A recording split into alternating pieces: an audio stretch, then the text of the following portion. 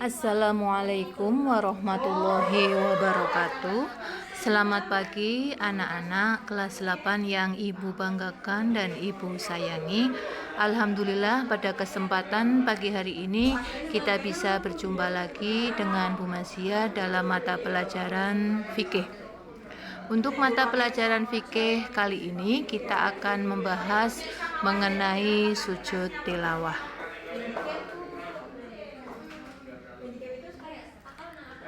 Dalam pembelajaran mengenai sujud tilawah kali ini yang akan kita pelajari, yang pertama pengertian sujud tilawah, yang kedua hukum sujud tilawah, yang ketiga sebab-sebab sujud tilawah, yang keempat ayat-ayat sajadah, yang kelima tata cara melaksanakan sujud tilawah.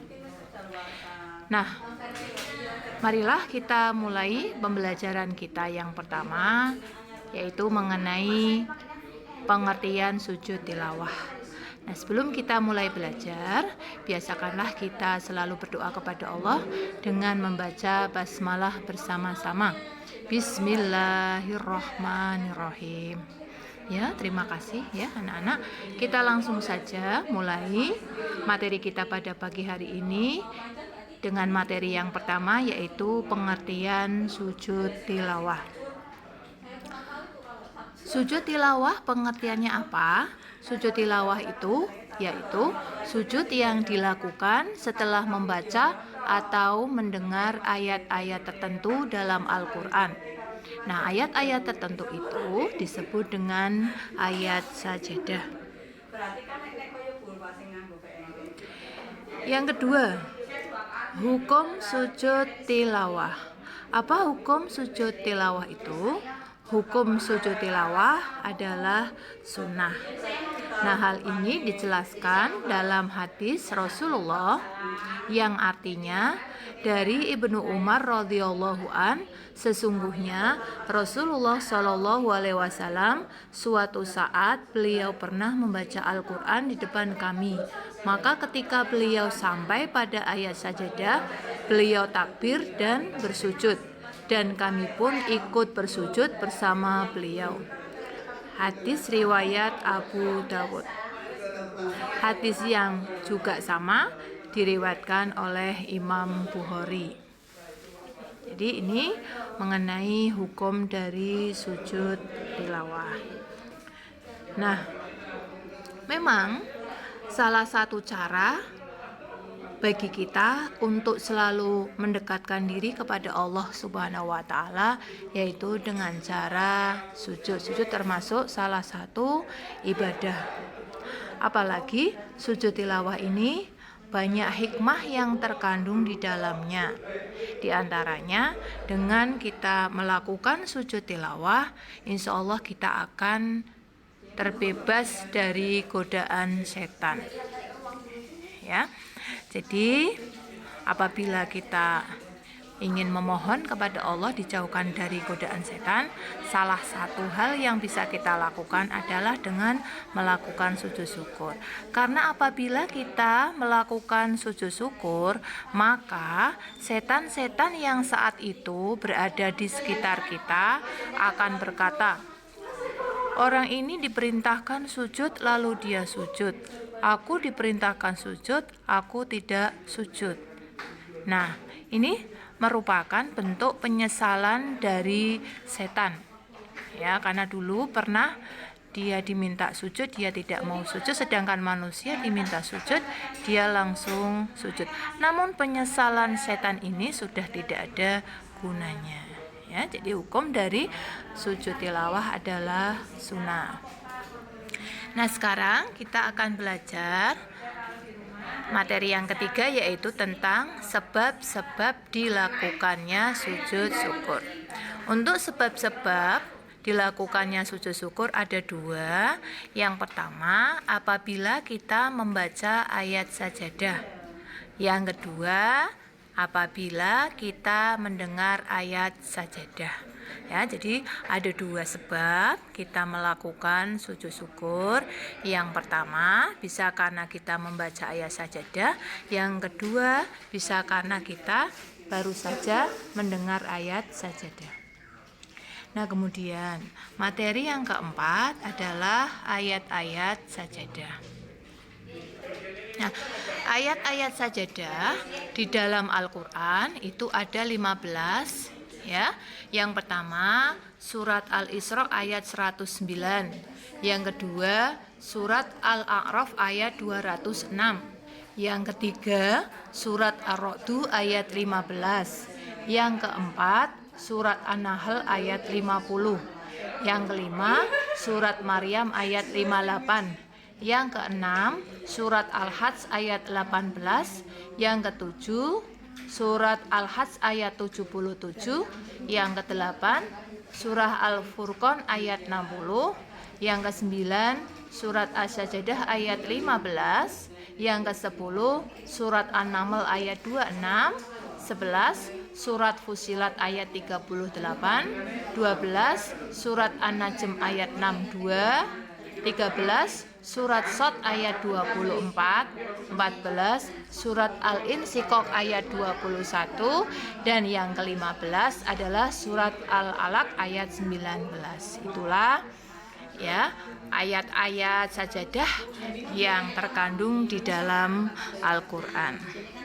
Nah, ayat sajadah dalam Al-Qur'an ini biasanya ditandai dengan simbol seperti kubah ataupun tugu. Nah, kalau kalian menjumpai tanda seperti itu artinya ayat tersebut termasuk salah satu dari ayat sajadah. Namun, ada pula yang membuat tulisan kecil as-sajadah atau tanda tersebut di dalam Al-Qur'an bisa terletak di pinggir halaman yang sebaris dengan ayat tersebut. Bisa pula berada di ujung atau akhir ayat sajadah. Nah, adapun letaknya letak tanda tersebut tergantung pada cetakan yang ada di dalam mushaf Al-Qur'an. Atau kalau kita menggunakan Al-Qur'an yang modern itu untuk ayat-ayat sajadah biasanya tertulis dengan tinta merah ya. Nah, jadi itu untuk memudahkan kita mengenali ayat-ayat sajadah. Nah, apabila kita melewati ayat-ayat sajadah tersebut ya, menurut sabda Rasulullah kita dianjurkan untuk segera melaksanakan sujud tilawah. Nah, kemudian materi yang kelima adalah mengenai tata cara melaksanakan sujud tilawah. Tata cara melaksanakan sujud tilawah itu ada dua cara. Yang pertama, sujud tilawah boleh dilakukan di dalam sholat.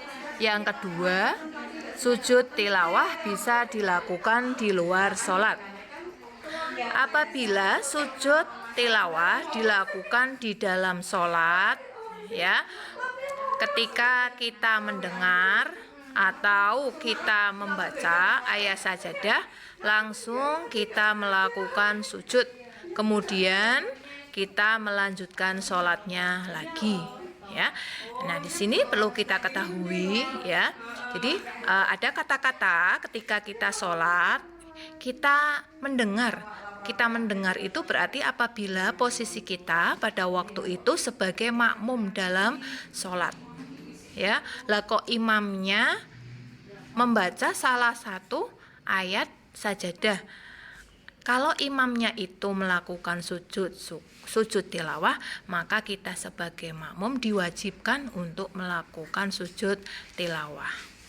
Kemudian di sini ada kata-kata ketika kita membaca ayat sajadah, berarti kita sendiri posisinya pada waktu itu sebagai sholat sendiri, ataupun mungkin pada saat itu kita sedang posisinya kita sedang melakukan sholat sendiri ya. Jadi begitu kita melewati ayat sajadah, kemudian kita langsung takbir, sujud, kemudian setelah itu kita melanjutkan sholatnya lagi ya.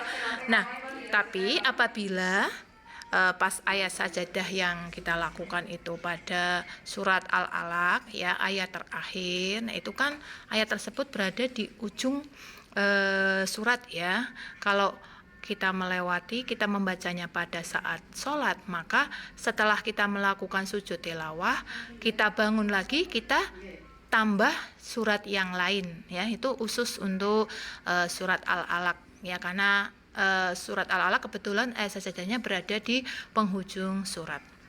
Kalau ayat-ayat yang lain tidak usah atau tidak perlu, langsung kita melakukan rukun sholat yang selanjutnya. Nah, kemudian apabila kita melakukan sujud tilawah di luar sholat ya, jadi posisi kita tidak sedang dalam keadaan sholat ya, mungkin kita pada waktu itu sedang membaca Al-Quran, maka kalau kita sedang membaca Al-Quran, begitu kita melewati ayat sajadah, maka kita dianjurkan untuk segera melaksanakan sujud tilawah. Kemudian materi berikutnya adalah tata cara sujud tilawah. Nah, sebelum kita melakukan sujud tilawah, ada beberapa hal yang perlu kita ketahui ya. Yang pertama, di sini kita harus mengetahui syarat dan rukun dari sujud tilawah. Adapun syarat sujud tilawah, yang pertama, suci dari hadas dan najis. Untuk suci dari hadas dan najis ini, para ulama berbeda pendapat ya. Ada yang mensyaratkan harus dalam keadaan suci dari hadas dan najis, ada yang tidak mensyaratkan suci dari hadas dan najis. Kemudian syarat yang kedua adalah menghadap ke kiblat, dan syarat yang ketiga adalah menutup aurat.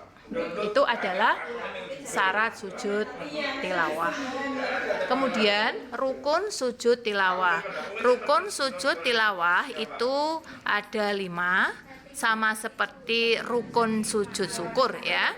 Jadi yang pertama itu kita harus melaksanakan niat. Nah, adapun niat dari sujud tilawah adalah nawaitu sajada tilawati sunnatan lillahi ta'ala. Kemudian setelah itu kita takbir Allahu Akbar. Kemudian yang ketiga, sujud 1 kali dengan diawali dengan bacaan takbir ya.